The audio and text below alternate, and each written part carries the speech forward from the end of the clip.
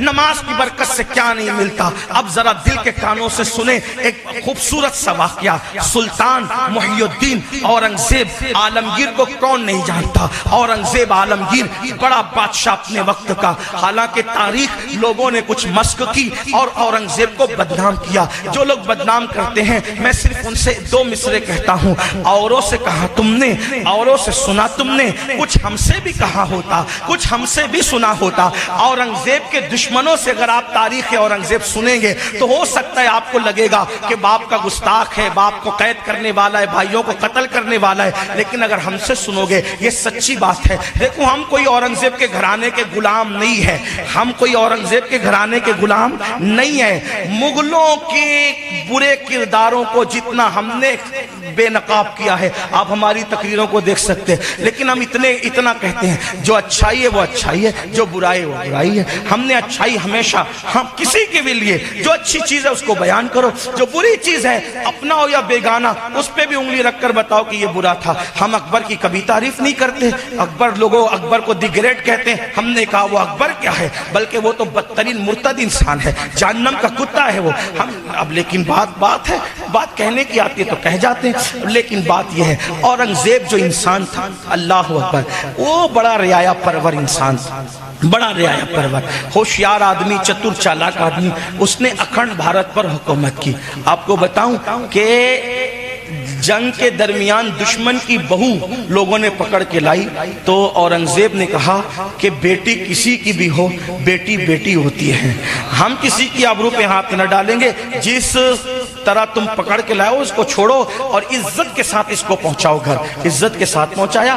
ہم جو ہے وہ آپ کو اس کی پوری تاریخ بتا سکتے ہیں، بہرحال بڑی طویل داستان ہو جائے گی۔ تو بات یہ تھی کہ اورنگزیب جب بادشاہ بنے تو بادشاہ بننے کے بعد جب کچھ دن گزرے تو ایک بہروپیہ اورنگزیب کے پاس آیا اور اورنگزیب سے کہا اورنگزیب آپ کے دربار میں، آپ کے باپ داداؤں کے دربار میں پہلے بھی شاعر رہتے تھے، ندیم رہتے تھے، ادیب رہتے تھے، خطیب رہتے تھے، لطیفہ کہنے والے رہتے تھے، سبھی علوم و فنون۔ بادشاہ لوگ خود کی کمائی ہوئی دولت تو نہیں، قوم کی دولت پر مزے کرتے تھے، تو جو جی میں آتا تھا وہ کرتے تھے۔ مغلوں کے یہاں پوری رات مجرے چلتے تھے، دسترخوان لگتا تھا تو ناشتے میں 200 ڈشیں رکھی جاتی تھی، کیونکہ کمانے جائے تو پتہ چلے، تو مفت کے مال پر تو سبھی مزے کرتے۔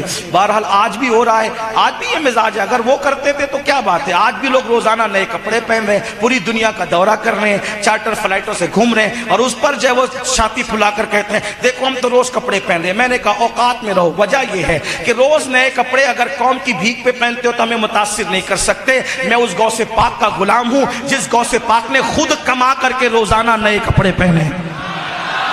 ہاں، دوسروں کی کمائی کے مال پہ نئے کپڑے پہن کر کے کون سے سرخاب کے پر لگتے ہیں؟ میں اس فقیر کا غلام ہوں، غوث اعظم کا۔ میرے غوث نے اب خود کی کمائی پر اتنے مہنگے کپڑے پہنے کہ بادشاہ وقت کو بھی اتنا قیمتی کپڑا میسر نہیں آتا تھا۔ میں نے کہا یہ ہوتا ہے پہننے کا انداز، خود کما کے پہنو تو سمجھ میں آئے، لوگوں پہ ظلم کر کے اگر پہنو تو پھر کیا بات ہے۔ بہرحال یہ بات کہنے کی ہے، اللہ اکبر۔ کچھ لوگ ایسے ہو سکتے ہیں، دنیا ہے، دنیا میں کچھ بھی ہو سکتا ہے۔ بہرحال اورنگزیب کے پاس ایک بہروپی آیا، آ کے کہتے ہیں اورنگزیب میرے باپ دادا تمہارے باپ داداؤں کے دربار میں بہروپیہ بن کر کے رہتے تھے اور وقت آنے پہ روپ دھارتے تھے۔ ہمارے پاس ایسا فن ہے کہ اگر ہم روپ بدل لیں کوئی ہمیں پہچان نہیں سکتا۔ اورنگزیب اپنی طبیعت کا آدمی تھا، اس کو شریعت پر زیادہ عمل تھا، وہ اپنے ذہن کے مطابق وہ جان چکا تھا کہ شریعت سے بڑھ کر کوئی قانون نہیں ہے۔ وہ اس نے کہا کہ میرے یہاں بہروپیہ کی کوئی ضرورت نہیں ہے، فضول لوگوں کو میں نہیں رکھتا۔ کہا اورنگزیب کام آئیں گے، اس لیے کہ ہم روپ بدل لیں تو کہ کوئی پہچان نہیں سکتا۔ اورنگزیب جو ہے وہ بول چکے، تیش میں آ کے بول چکے، کیا اگر میں تجھے نہ پہچان سکا، جس روپ میں آئے گا پہچانوں گا، جس روپ میں آئے گا پہچانوں گا، اگر تجھے میں نہ پہچان سکا تو میں اورنگزیب وعدہ کرتا ہوں کہ تو جو مانگے گا میں تجھے دوں گا۔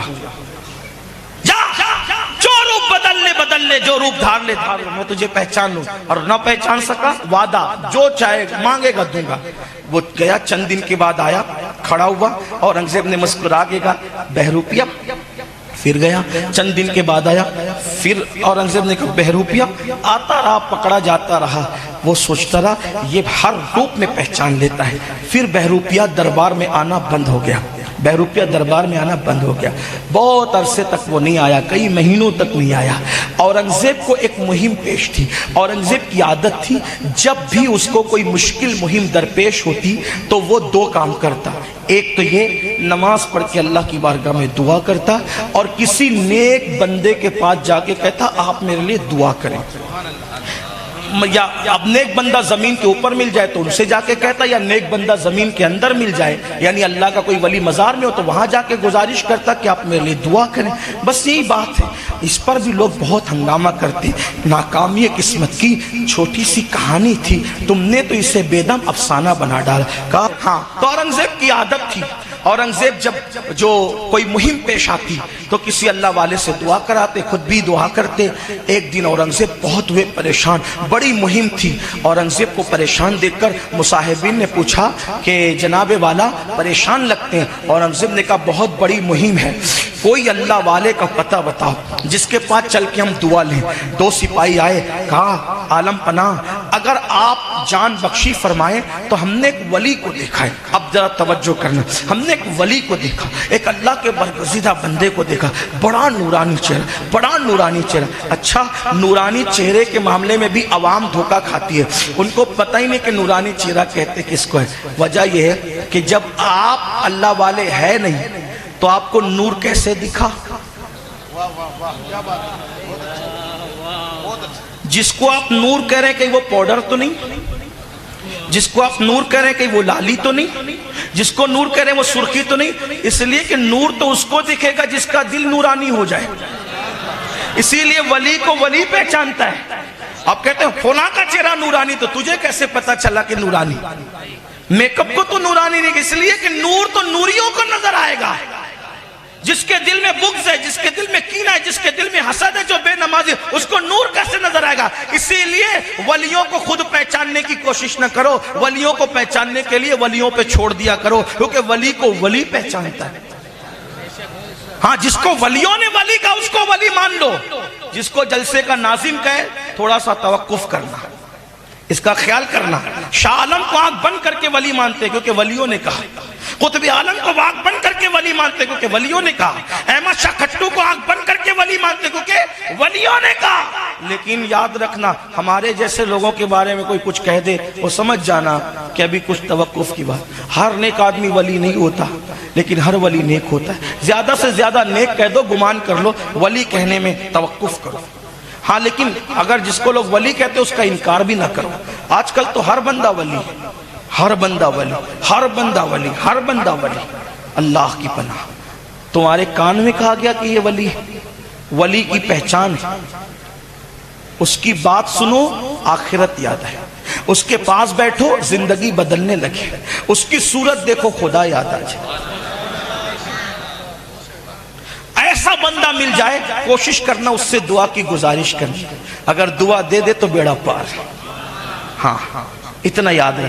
बहरहाल औरंगजेब ने जब कहा तो दो सिपाही, बड़ा नूरानी चेहरा, बड़ा नेक परहेजगार, कहा आलम पना अपनी हुकूमत में है, जंगल में किसी से बात नहीं करते हजरत, किसी से गुफ्तगू नहीं करते, किसी से मुलाकात नहीं करते, नमाज पे नमाज, नमाज पे नमाज, नमाज ही पढ़ रहे हैं, नमाज ही पढ़, किसी को देखते नहीं मिल। औरंगजेब ने कहा अच्छा तो चलो, जवाहरात लिए, तोहफे तहफ लिए, मुश्क लिया, ये लिया वो लिया। अब बादशाह लोगों के तोहफे देने का अंदाज अलग है, खूब लिया और लेकर चले। जब देखा, पहले से जो दिमाग बना दिया जाता है बादशाह या अवाम, जिसका दिमाग पहले से बना दिया जाए उसको वही नजर आता है। औरंगजेब ने देखा तो ढेर हो गए।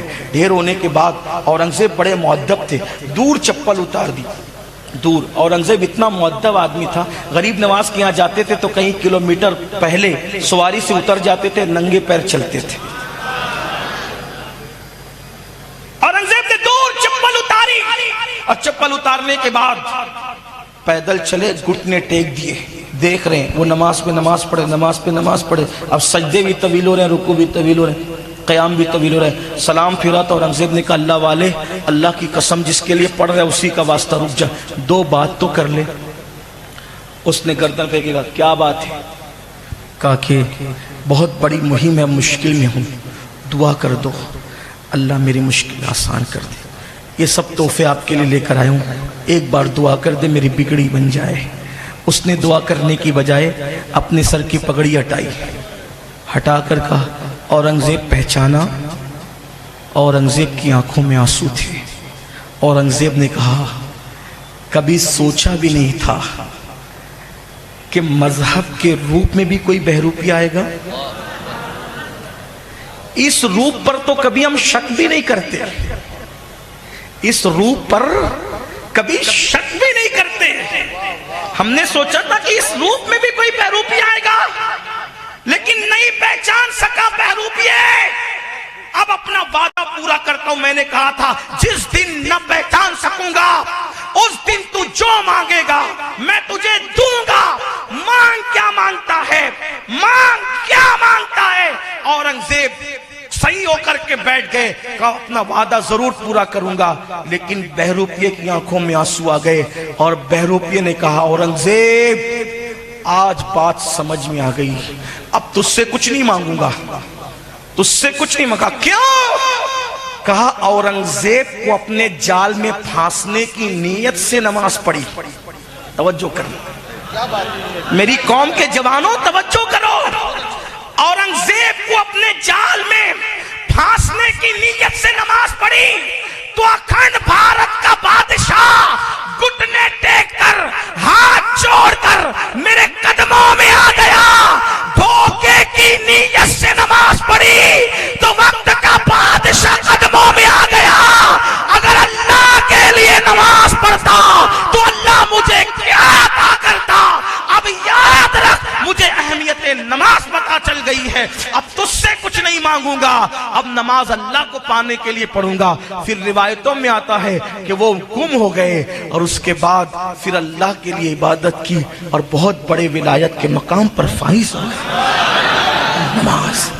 نماز جس نماز کو چھوڑ بیٹھے ہو، مسجد ویران ہے، مسجد مرثیہ خواہ ہے اللہ کے لیے۔ اگر مجھے یہ یقین ہوتا کہ تم ایک ایک آدمی کے پیر پکڑ کے کہنے سے تم نمازی بن جاتے، اللہ کی عزت کی قسم پورے مجمع کے پیر پکڑ کے کہتا کہ نمازی بن جاؤ، کیونکہ تم نماز کی اہمیت کو نہیں سمجھ پا رہے ہو۔ نماز کو چھوڑ کر جہنم میں جاؤ گے، جہنم میں جہنم کا ایندھن بنو گے۔ خود کی اصلاح کے لیے آنے والوں، سب سے پہلی بات نمازی بنو۔